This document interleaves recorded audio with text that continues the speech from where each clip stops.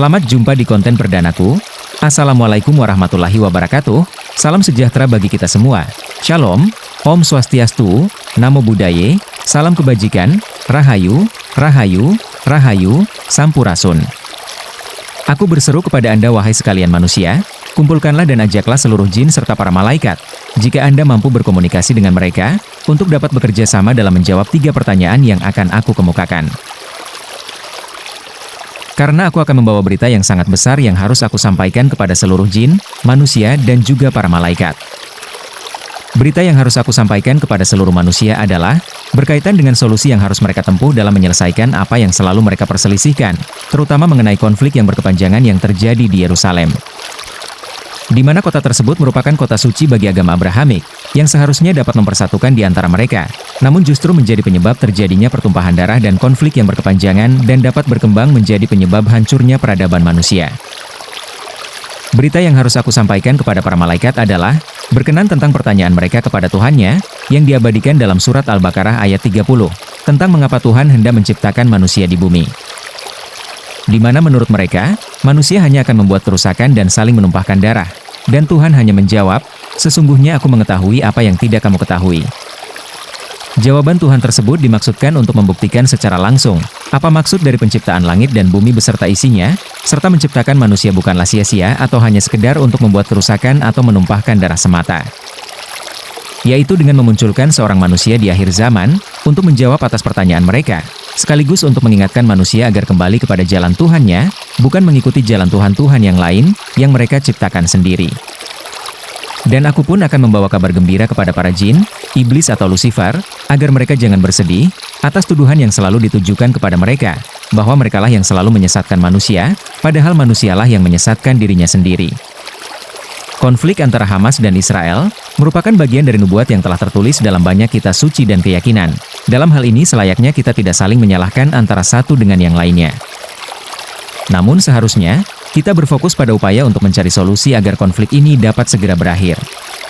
Jika dibiarkan berlarut-larut, ini hanya akan membawa kita pada kehancuran dan kesengsaraan. Bayangkan jika kita adalah salah seorang dari warga negara yang bertikai, keinginan terbesar kita adalah pasti hanya satu, yaitu agar konflik dapat segera berakhir. Agar tidak terus-menerus merasa tercekam diliputi oleh perasaan takut dan kekhawatiran. Perasaan inilah yang harus kita bangun bersama, yaitu rasa kemanusiaan dan empati yang melampaui batas agama dan keyakinan. Untuk itu, kami hadir dengan niat tulus, untuk mencari solusi damai sesuai dengan kemampuan yang ada pada kami. Sebagai seorang Muslim, aku ingin bersikap bijaksana, dalam memandang konsep keagamaan, mengakui kebenaran dimanapun itu ditemukan, walaupun terdapat dalam agama yang bukan kami yakini. Sebab kebenaran sejati adalah, kebenaran yang mendamaikan bukan yang memecah belah dan saling menghancurkan. Dalam konteks ini, dapatkah kita membuka hati untuk dapat menerima kebenaran universal, tanpa terjebak oleh batas agama dan keyakinan? Dalam surat Al-Kahfi ayat 102 Allah berfirman, apakah orang-orang kafir menyangka, bahwa mereka dapat mengambil hamba-hambaku menjadi penolong? Aku benar-benar memahami makna yang terkandung dalam ayat tersebut. Namun, makna yang aku fahami sangat berbeda dengan tafsir para ulama. Itu bukan berarti aku mengingkari pendapat mereka. Aku hanya berusaha memahaminya sesuai dengan konteks kekinian. Dan itu sangat membantu untuk memahami apa yang sebenarnya sedang terjadi saat ini. Ayat tersebut merupakan gambaran konkret tentang konflik yang terjadi antara Hamas dan Israel. Wahai sekalian bangsa Israel, sebagai seorang Muslim, aku memahami bahwa Anda adalah bangsa yang telah dimuliakan oleh Tuhan dan banyak memiliki kelebihan dan kekuatan. Dan aku memahami pula, bahwa sejarah dan kondisi sosial politik, seringkali membuat suatu bangsa mengambil langkah-langkah yang mungkin tidak sepenuhnya selaras dengan kebenaran menurut konsep pemikiran yang lain. Oleh karena itu, tanpa hendak mencampuri urusan internal Anda, izinkan aku untuk menyampaikan sebuah pesan dari semesta, sebagai sebuah solusi untuk mewujudkan perdamaian, sebagaimana yang kita harapkan bersama. Dengan penuh hormat kepada Yang Mulia Benyamin Netanyahu, selaku pemimpin bangsa Israel, pesan yang harus aku sampaikan kepada Anda adalah, kumpulkanlah ke-12 kepala suku kaum Yahudi, untuk menyerahkan seluruh permasalahan yang mereka hadapi, kepada sosok yang telah Tuhan takdirkan untuk memimpin dunia, karena umat manusia akan menghadapi penghakiman terakhir. Beliau akan menjadi hakim yang adil, dan menghentikan peperangan. Gambaran tentang seorang sosok yang akan memimpin dunia dengan penuh keadilan ini, tercatat dengan jelas dalam Injil pada Wahyu pasal 12 ayat 1 dan ayat 5 yang berbunyi, Maka tampaklah suatu tanda besar di langit, seorang perempuan berselubungkan matahari, dan bulan di bawah kakinya, dan sebuah mahkota dari 12 bintang di atas kepalanya, maka ia melahirkan seorang anak laki-laki, yang akan mengembalakan semua bangsa dengan gada besi. Tiba-tiba anaknya dirampas dan dibawa lari kepada Allah dan ke tahtanya. Itu merupakan gambaran yang sangat realistis, tentang lahirnya Kristus yang kedua sebagai rencana ilahi untuk kembali kemenangan akhir atas kejahatan. Bisikan-bisikan itu selalu datang kepadaku, agar aku mengatakan bahwa sosok wanita yang sangat mulia ini merupakan gambaran dari yang mulia, Ratu Elizabeth, di mana beliau telah memimpin bangsa Inggris selama 70 tahun lebih. Dan anak laki-laki yang dilahirkannya, yang akan mengembalakan semua bangsa dengan gada besi, merupakan gambaran dari yang mulia Raja Charles, yang kini telah hadir di hadapan kita sebagai pemimpin dunia, yang dapat menjadi harapan bagi kita semua. Hal ini selaras dengan gambaran Mesias dalam kepercayaan umat Yahudi, yaitu di mana beliau akan menjadi ayah bagi seorang pewaris laki-laki, di mana beliau yang mulia Raja Charles merupakan seorang ayah dari Pangeran William yang kelak akan mewarisi kerajaan Inggris. Kemudian gambaran tentang Mesias dalam kepercayaan umat Yahudi adalah, beliau merupakan seorang raja yang diminyaki dengan minyak perminyakan suci. Hal ini selaras dengan gambaran dalam Wahyu pasal 12 ayat 5, yang berbunyi, tiba-tiba anaknya dirampas dan dibawa lari kepada Allah dan ke tahtanya. Kemudian gambaran tentang Mesias yang lainnya dalam kepercayaan umat Yahudi, yang benar-benar dapat menguatkan bahwa beliau yang mulia Raja Charles merupakan sosok Mesias bagi kaum Yahudi adalah, di mana Mesias diyakini, akan mengumpulkan bangsa Yahudi kembali ke tanah Israel. Keyakinan ini sejalan dengan deklarasi Balfour yang dikeluarkan pada tanggal 2 November 1917, di mana tujuan deklarasi tersebut adalah, mendirikan tempat tinggal bagi orang-orang Yahudi di Palestina. Yang kemudian deklarasi tersebut dimasukkan ke dalam British Mandate for Palestine. Setelah mandat Inggris dimulai, maka pemerintah Inggris memfasilitasi imigran Yahudi dari Eropa menuju Palestina terutama pada periode 1922 hingga 1935. Keyakinan kaum Yahudi mengenai kedatangan Mesias, serta penghakiman terakhir bagi umat manusia, memiliki kaitan erat dengan perselisihan antara kaum Yahudi dengan kaum Muslimin, di mana bagi kaum Yahudi, pembangunan kuil ketiga di Yerusalem merupakan syarat penting untuk menyambut kehadiran Mesias. Namun pembangunan tersebut mengharuskan penghancuran kubah batu atau Al-Aqsa, yang merupakan situs suci bagi umat Islam. Hal ini menciptakan konflik besar yang sulit untuk diselesaikan. Dalam konteks ini, gambaran yang sangat relevan dan realistis serta dapat diterima oleh logika, tentang sosok penyelamat dunia yang dinanti-nantikan oleh seluruh umat manusia adalah gambaran yang terdapat dalam Injil dan kepercayaan kaum Yahudi. Yaitu tentang lahirnya Kristus yang kedua dan hadirnya Mesias sebagai perwakilan Tuhan. Lalu bagaimana halnya dengan kaum muslimin? Bukankah mereka juga mengharapkan kehadiran juru selamat ini? Sebagaimana banyak diceritakan dalam hadis-hadis Rasulullah, salah satunya adalah hadis yang diriwayatkan oleh Abu Hurairah, yang berbunyi, "Di antara aku dan dia, yaitu Isa bin Maryam tidak ada nabi, dia akan mematahkan salib, membunuh babi dan menghapus jizyah. Pada zamannya, Allah memusnahkan seluruh agama kecuali Islam, dan dia akan membinasakan Al-Masih ad-Dajjal." Mungkin inilah salah satu hikmah yang aku dapatkan, yaitu tentang bisikan-bisikan yang selalu datang dan meminta untuk disampaikan, di mana bisikan itu berkaitan dengan siapa sebenarnya sosok juru selamat dunia yang dimaksudkan. Awalnya aku merasa enggan untuk menyampaikan hal ini, karena aku harus mengungkap kebenaran yang berkaitan dengan pemahaman Yahudi dan Nasrani, terutama mengenai sosok akhir zaman yang akan menjadi pemimpin dunia. Ketika aku mencoba memahami berita-berita yang terkandung dalam Injil dan keyakinan kaum Yahudi, terasa seolah-olah aku keluar dari agamaku sendiri. Hal itu terasa begitu berat dan menyesakkan dada. Dan aku pun terus-menerus bertanya kepada semesta, mengapa harus aku yang menyampaikan ini semua? Mengapa bukan dari kalangan Yahudi atau Nasrani yang engkau berikan petunjuk untuk menyampaikan hal ini? Seiring berjalannya waktu, aku pun menyadari bahwa sosok juru selamat dunia yang dinanti-nantikan oleh seluruh umat manusia harus dapat diterima oleh semua pihak. Dan tantangan terbesar yang ada, justru berasal dari kaum muslimin itu sendiri. Dan hanya kaum musliminlah yang dapat memahami apa yang mereka harapkan tentang sosok juru selamat tersebut. Kini aku memahami mengapa aku diberikan pengetahuan tentang keyakinan Yahudi dan Nasrani. Hal ini memungkinkan aku untuk membaca kebenaran yang ada pada mereka dan merasakan kepedihan yang mereka alami, sekaligus membantah tuduhan yang sering dilemparkan oleh sebagian kaum muslimin kepada mereka. Dengan begitu aku dapat menyusun hujah untuk mempersatukan ketiga agama Abrahamik ini. Wahai kaum muslimin sekalian, aku sangat memahami dan sangat mengerti bahwa Anda semuanya membutuhkan kejelasan atau validasi atas kebenaran dari berita yang telah aku sampaikan. Untuk menjawab pertanyaan-pertanyaan tersebut dengan jelas membutuhkan waktu yang sangat panjang, bahkan perdebatan tentangnya yang tidak akan pernah selesai. Sementara itu, waktu yang tersisa sudah sangat singkat, mengingat saat ini kita sudah berada di ambang kehancuran, akibat konflik yang berkepanjangan dan meluas ke berbagai negara dengan masalah yang berbeda. Namun, tetap saja intinya kita menuju sedang kehancuran. Ingatkah Anda wahai kaum muslimin, tentang tantangan Allah kepada seluruh manusia dan jin, untuk membuat satu surat saja yang menyerupai Al-Quran, sebagaimana firman-Nya dalam surah Al-Isra ayat 88 yang berbunyi. Katakanlah, sesungguhnya jika manusia dan jin berkumpul untuk membuat yang serupa dengan Al-Quran ini, mereka tidak akan mampu membuat yang serupa dengannya, meskipun mereka saling membantu satu sama lain. Tahukah Anda? Inti dari tantangan ini sebenarnya hanya terkandung dalam satu ayat saja, yaitu yang terdapat dalam surat Al-Kahfi ayat 109 yang berbunyi.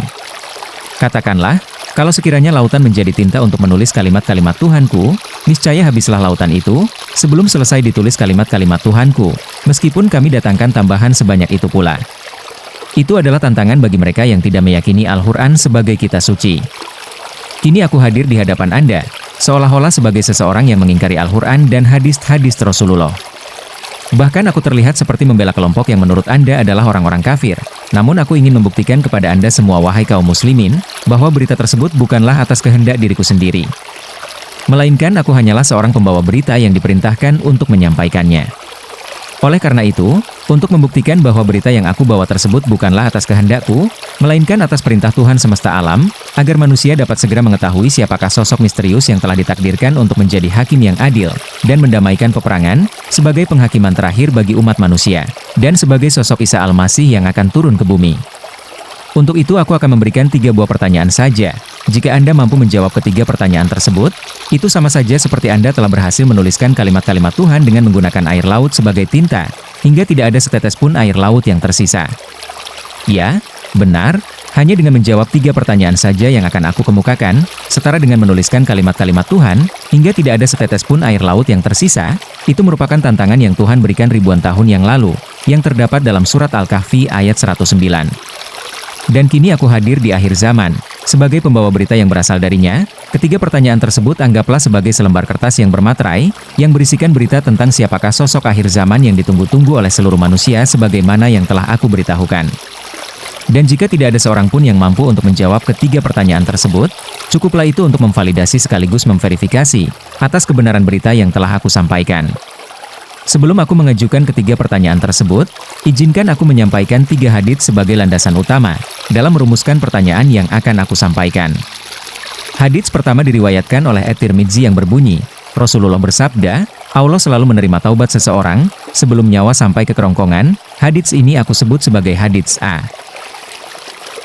Hadits kedua diriwayatkan oleh Imam Muslim dari Abdullah bin Amr yang berbunyi, Rasulullah bersabda, sesungguhnya, tanda yang pertama tama muncul menjelang kiamat adalah terbitnya matahari dari barat, dan munculnya binatang melata menemui manusia, maka setelah itu yang lain pun segera terjadi. Hadits ini aku sebut sebagai hadits B. Dan hadits ketiga adalah hadits 6 perawi kecuali Tirmidzi, dari Abu Hurairah. Rasulullah bersabda, hari kiamat tidak akan terjadi sebelum matahari terbit dari barat. Jika matahari telah terbit dan manusia menyaksikannya, lalu spontan mereka beriman secara bersamaan. Maka saat itu tidak bermanfaat iman seseorang untuk dirinya sendiri yang belum beriman setelah itu, atau belum mengusahakan kebaikan dalam masa imannya. Dan hadits ini aku sebut sebagai hadits C. Inti dari hadits C ini adalah, ketika seseorang telah melihat matahari terbit dari barat, maka sebesar apapun keinginannya untuk bertaubat atas segala kesalahan dan kekeliruannya, itu semua tidak akan diterima. Sehingga kita dapat memahami mengapa Tirmidzi tidak meriwayatkan hadits C ini, padahal kelima perawi hadits meriwayatkannya. Dasar landasan atau dalil yang menyebabkan beliau tidak meriwayatkan hadis C adalah hadis yang diriwayatkan oleh Abdullah bin Amr. Rasulullah bersabda, manusia tetap ada setelah matahari terbit dari barat selama 120 tahun. Sementara itu hadis yang diriwayatkan oleh 5 perawi yaitu hadis C, menyatakan bahwa setelah manusia menyaksikan matahari terbit dari barat, sebesar apapun keinginan mereka untuk bertaubat, taubat tersebut tidak akan diterima, bahkan bagi orang-orang yang sebelumnya menentang atau meragukan terjadinya kiamat, lalu menyaksikan peristiwa tersebut dan ingin bertaubat, maka taubat mereka pun tetap akan ditolak. Yang menjadi pertanyaan pertama bagi Anda wahai sekalian kaum muslimin, bagaimanakah cara kita menyatukan kedua hadis tersebut, yaitu antara hadis A dan hadis C, agar relevan dengan logika, mengingat kedua hadis tersebut diucapkan oleh Rasulullah, di mana ucapan beliau adalah wahyu. Hal ini sesuai dengan yang terpahat dengan kuat dalam surat An-Najm ayat 4 yang berbunyi, ucapannya itu tiada lain hanyalah wahyu yang diwahyukan kepadanya.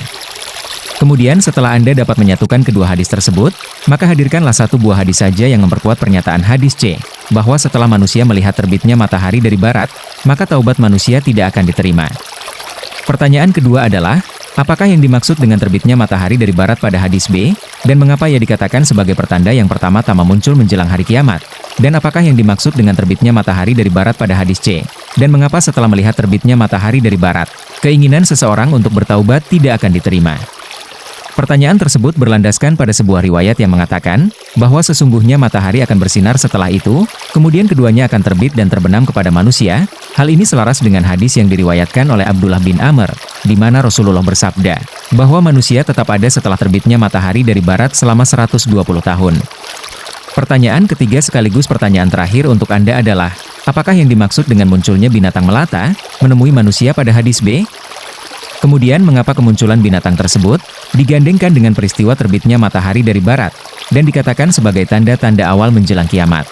Selanjutnya mohon hadirkan satu ayat dari Al-Quran yang mengatakan atau menguatkan bahwa itulah yang dimaksud dengan binatang melata dan benar-benar akan menemui manusia. Selain itu tolong sertakan pula satu hadis lainnya yang serupa atau semisal dengan hadis B yang menguatkan bahwa binatang melata tersebut benar-benar akan muncul bersamaan dengan terbitnya matahari dari barat. Itulah ketiga pertanyaan yang aku ajukan kepada Anda semua. Oleh karena itu aku menyeru, kumpulkanlah jin, manusia dan malaikat untuk bersama-sama menjawab pertanyaan tersebut. Ketahuilah, pertanyaan ini sejatinya khusus ditujukan kepada Anda wahai sekalian kaum muslimin, terutama kepada para pejuang Hamas dan Hizbullah, sebab Anda adalah barisan terdepan dalam memerangi bangsa Israel, yang merupakan kaum Yahudi. Buktikanlah jika Anda berada di atas kebenaran, yaitu dengan menjawab pertanyaan-pertanyaan tersebut. Sebagai bukti Anda adalah orang-orang yang mendapat petunjuk. Namun jika tidak ada satupun dari pertanyaan tersebut yang mampu Anda jawab, itu bukanlah suatu kebodohan dan Anda tidak perlu merasa malu.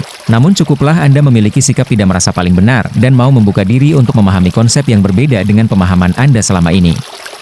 Sungguh Anda akan terkejut ketika mengetahui apa yang aku ketahui, terutama tentang alasan keberadaan kita di muka bumi ini, sebab masing-masing kelompok memainkan perannya dalam sebuah skenario sandiwara langit yang Tuhan gelar di atas dunia ini. Dan ketahuilah, jika tidak ada seorang pun ulama yang mampu menjawab tantangan pertanyaan yang aku kemukakan, maka tugasku selanjutnya adalah membersihkan nama Rasulullah dari prasangka-prasangka buruk yang dapat merendahkan harkat dan martabat beliau sebagai seorang nabi dan rasul.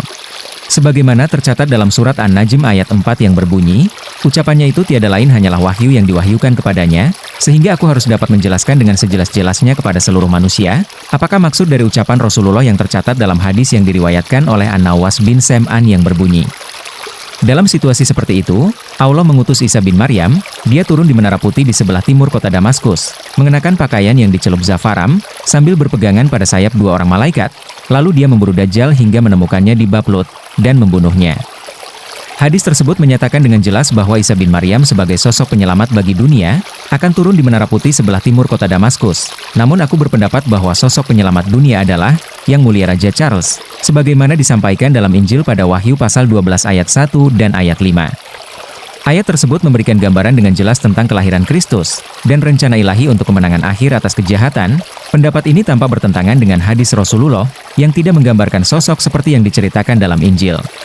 Dan tugasku adalah menjelaskan bahwa hadis tersebut justru dapat menjadi dalil yang menguatkan pendapat bahwa Yang Mulia Raja Charles adalah sosok Isa Al-Masih yang sebenarnya. Dan aku akan menghadirkan dalil-dalil atau hujjah dari Al-Quran dan hadis Rasulullah yang lain untuk mendukung pendapat ini. Karena itulah aku hadir di akhir zaman ini untuk membawa perubahan besar dalam pola pikir manusia, yaitu menyatukan keimanan dengan realitas kehidupan yang fitrah. Tidak ada seorang pun manusia di dunia ini yang menginginkan penderitaan dan kesengsaraan, namun kenyataannya demi membela keyakinan, kita sering rela menderita. Ini merupakan konsep yang bertentangan dengan akal sehat. Bagaimana mungkin kita dapat merasakan kebahagiaan dan dapat bersyukur dengan sepenuh hati kepada Allah, jika kita hidup dalam penderitaan dan kesengsaraan serta ketakutan yang mencekam? Jika konsep keagamaan yang kita yakini itu hanya membuat pertumpahan darah, itu bukanlah berarti agama atau keyakinan tersebut adalah salah, melainkan cara kita memahaminya yang keliru. Dan aku hadir di akhir zaman ini, untuk menyampaikan intisari dari semua wahyu dan keyakinan, agar manusia dapat hidup berdampingan saling menghormati, serta mewujudkan kebebasan dalam menjalankan agama dan keyakinan, tanpa saling menyalahkan atau menyesatkan antara satu dengan yang lainnya. Karena semua agama dan keyakinan memiliki dasar landasan keimanan yang kuat. Wahai saudara-saudaraku para pejuang Hamas dan Hizbullah, atau para pejuang yang lainnya yang merasa membela Allah dan Rasul-Nya, izinkan aku untuk mengingatkan Anda, bukan berarti aku merasa lebih memahami dibandingkan dengan Anda, melainkan tugas kita adalah saling mengingatkan di atas kesabaran dan kebenaran. Aku akan hadirkan dua ayat dalam surat Al-Kahfi yaitu ayat 103 dan ayat 104 yang berbunyi, katakanlah, Maukah kami beritahukan kepadamu tentang orang-orang yang paling rugi perbuatannya, yaitu orang-orang yang sia-sia perbuatannya dalam kehidupan dunia ini, sedang mereka menyangka bahwa mereka telah berbuat sebaik-baiknya. Ayat ini sangat relevan dengan apa yang Anda lakukan, yaitu dengan melakukan penyerangan terhadap bangsa Israel, yang notabene mereka adalah kaum Yahudi, dan tujuan Anda melakukan itu, karena Anda mengharapkan kedudukan yang tinggi di sisi Allah, bukan demikian? Namun kenyataannya justru Anda menimbulkan kerusakan dan penderitaan terhadap warga sipil di Gaza dan Lebanon, dan anak-anak yang tak berdosa turut serta menjadi korbannya. Jika Anda tidak terima atas pernyataanku ini, tolong jawab ketiga pertanyaan yang telah aku kemukakan di atas, jika Anda memang orang-orang yang berada di atas kebenaran dan mendapatkan petunjuk. Ini bukanlah bertujuan untuk merendahkan Anda, melainkan untuk mengingatkan bahwa rahmat Allah itu sangatlah luas, jangan batasi, hanya karena tidak sesuai dengan apa yang Anda fahami dan yakini. Percayalah kepadaku, kita kaum muslimin dihadirkan di atas bumi ini, hanya untuk menyenangkan hati para malaikat saja, karena apa yang mereka prasangkakan ternyata benar, yaitu kita hanyalah manusia yang akan membuat kerusakan dan menumpahkan darah saja. Untuk itu mari kita bantah secara bersama-sama prasangka para malaikat tersebut, yaitu dengan cara hentikanlah melemparkan panah-panah beracun yang Anda miliki ke langit-langit bangsa Israel, karena panah tersebut akan kembali ke bumi dengan penuh berlumuran darah. Mari kita buktikan ucapan Allah, bahwa kita dihadirkan di atas bumi adalah dengan tujuan yang hakiki, yaitu mewujudkan rasa kasih dan sayang di tengah perbedaan yang ada. Untuk saudara-saudaraku kaum Yahudi, Katolik dan Nasrani, agar Anda dapat memvalidasi sekaligus memverifikasi atas kebenaran berita yang telah kami sampaikan, bawalah ketiga pertanyaan tersebut kepada para ulama muslim yang Anda kenal, sampaikan kepada mereka dengan penuh tulus dan rasa hormat, bahwa Anda membutuhkan pertolongan mereka untuk memecahkan pertanyaan yang telah kami kemukakan. Tegaskan bahwa Anda tidak bermaksud memojokkan mereka, melainkan ingin mencari kebenaran atas suatu berita besar yang berpotensi membawa perubahan yang signifikan. Berita ini akan mengungkap tabir misteri yang telah terpendam selama ribuan tahun. Jika tidak ada seorang pun ulama muslim yang mampu menjelaskan secara relevan dengan logika, maka cukuplah itu sebagai bukti atas kebenaran berita yang telah kami sampaikan. Dengan demikian, Anda dapat melakukan apa yang seharusnya dilakukan. Kemudian tolong sampaikan rasa terima kasih kami kepada Paus Fransiskus di Vatikan atas kunjungannya ke Indonesia pada bulan November yang lalu. Kami merasakan energi positif yang beliau bawa untuk bangsa Indonesia. Dan semoga berita tentang kemunculan sosok Kristus ini menjadi momen terindah dalam perayaan Natal di tahun ini, dan menjadi momen sejarah yang tak terlupakan sepanjang masa. Pada episode berikutnya aku akan membuktikan bahwa hadis Rasulullah yang diriwayatkan oleh An-Nawas bin Sam'an merupakan salah satu dalil yang menguatkan bahwa Yang Mulia Raja Charles adalah sosok Isa Al-Masih yang turun ke bumi, sebagaimana diceritakan dalam Injil pada Wahyu pasal 12. Yang berbunyi, dalam situasi seperti itu, Allah mengutus Isa bin Maryam, dia turun di Menara Putih sebelah timur kota Damaskus, dengan mengenakan pakaian yang dicelup zafaram, sambil berpegangan pada sayap dua orang malaikat. Lalu dia memburu Dajjal, hingga menemukannya di bab Lut dan dia membunuhnya. Anda mungkin bertanya-tanya, bagaimana mungkin hadis tersebut dapat menjadi dalil atau hujah yang mendukung berita yang terdapat dalam Injil pada Wahyu pasal 12? Bukankah itu keduanya tanpa bertentangan? Aku katakan pendapat itu tidak sepenuhnya salah, karena Anda belum mendapatkan jalan untuk menggabungkan keduanya. Kini aku hadir untuk menunjukkan jalan itu, bahwa wahyu dan logika tidak bertentangan sama sekali. Namun justru sebaliknya, wahyu merupakan petunjuk bagi kita dalam menyelesaikan setiap permasalahan yang kita hadapi. Jika aku dapat membuktikan bahwa hadis tersebut justru memperkuat berita yang terdapat dalam Injil, semoga ini dapat membangkitkan kesadaran kita semua, dan berani menyelami konsep yang berbeda, dengan yang selama ini kita anggap sebagai suatu kebenaran yang mutlak. Dengan begitu kita dapat mewujudkan saling pengertian dan saling menghargai di antara kita. Terima kasih telah memberikan waktu berharga Anda, demi untuk mendengarkan jeritan hati seorang pengembala ranting-ranting kayu dan daun-daun kering. Sungguh kerinduan akan hadirnya sosok penyelamat dunia ini begitu dalam, sehingga Tuhan memberikan jalan kepadaku untuk dapat mengenalinya. Dan semoga apa yang aku ketahui dapat menjadi petunjuk bagi yang merindukan dan menantikan kehadirannya. Sampai jumpa di episode berikutnya. Shalom.